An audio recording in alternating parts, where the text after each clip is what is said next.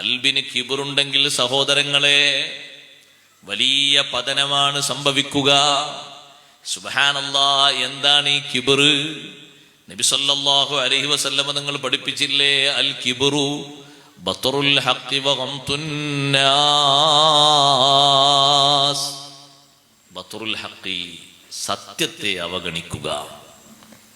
സത്യം മനസ്സിലായാലും ബോധ്യപ്പെട്ടാലും സ്വീകരിക്കാത്തൊരു മനസ്സ്. ഒരു ചെറിയ കുട്ടി വന്നിട്ട് പറയും, നമ്മളോടൊരു കാര്യം പറഞ്ഞാലും പറഞ്ഞത് കാര്യമാണെങ്കിൽ സ്വീകരിക്കണം.